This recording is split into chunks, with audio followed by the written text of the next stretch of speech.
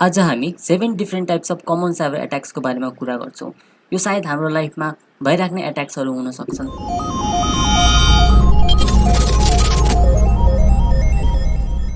What do you mean by cyber attacks?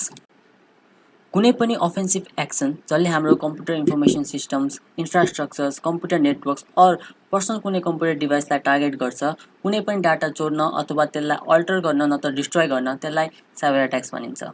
Types of cyber attacks.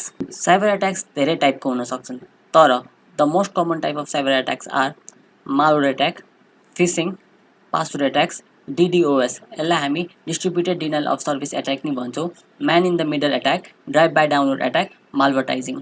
हामीले simply बुझ्दा malware भनेको कुनै पनि सफ्टवेयर अर फाइलमा भएको कोड हो, मलिसियस कोड, जसलाई हाम्रो डाटा चोर्न नत्र डिस्ट्रोय गर्न बनाइएको हुन्छ। मालवेयर धेरै टाइपको हुन सक्छन्, जस्तै trojan, virus, spyware, ransomware, adware, botnets, worms etcetera.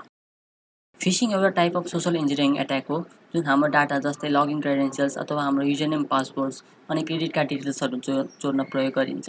यो एट्याकमा एट्याकरले वेबसाइट्सहरूको हुबहु कपी बनाएर पठाउँछ र तपाईँले त्यो वेबसाइट खोलेर आफ्नो केही इन्फर्मेसन जस्तै क्रेडिट कार्ड डिटेल्स, युजरनेम पासवर्डहरू हाल्नुभयो भने त्यो सबै इन्फर्मेसन एट्याकरको लागि जान्छ। यो एट्याक इमेलबाट पनि गर्न सकिन्छ। यो one of the most widely used एट्याकभित्र पर्छ। यो एट्याक गर्दा डिफ्रेन्ट पासवर्ड कम्बिनेसन्सहरू युज गरेर तपाईँको आइडी ह्याक गर्न खोजिन्छ।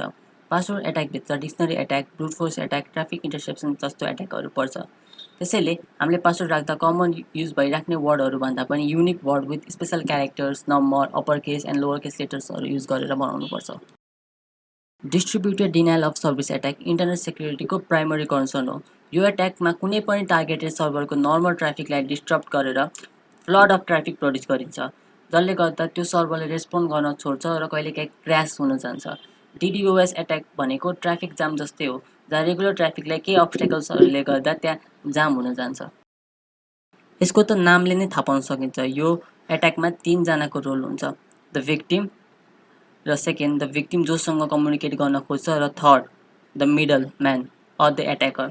एट्याकरले यो 2 जनाको कम्युनिकेसनलाई बिचमा इन्टरसेप्ट गर्छ र त्यो मेसेजलाई पढ्न, चेन्ज गर्न अथवा डिस्ट्रोय गर्ने काम पनि गर्न सक्छ।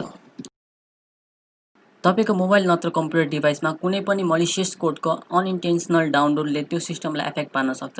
साइबर क्रिमिनल्सले ड्राइभ बाई डाउनलोड युज गरेर तपाईँको डाटा, पर्सनल इन्फर्मेसन्सहरू चोर्न अनि कलेक्ट गर्न सक्छन्। मलिसियस कोड कुनै पनि फर्मेटमा हुन सक्छ, जस्तै तपाईँको एप, सफ्टवेयर, टेक्स्ट फाइल्स अथवा कुनै पिक्चर्स। त्यही भएर कहिले पनि अनट्रस्टेड साइट्सहरूबाट केही पनि डाउनलोड गर्नु हुँदैन। यसमा एट्याकरले लेजिटिमेट अनलाइन एडभर्टाइजिङ नेटवर्क्समा मलिसियस कोडहरू इन्जेक्ट गरिदिन्छ र यसले गर्दा त्यो लेजिटिमेट एडभर्टाइजिङमा क्लिक गर्दा तपाईँको डिभाइस मलिसियस वेबसाइटहरूमा रिडाइरेक्ट हुन्छ र यसरी तपाईँको इन्फर्मेसन चोर्न मिल्छ। यसरी नै इमेल थ्रुबाट पनि यो एट्याक पर्फर्म हुन सक्छ।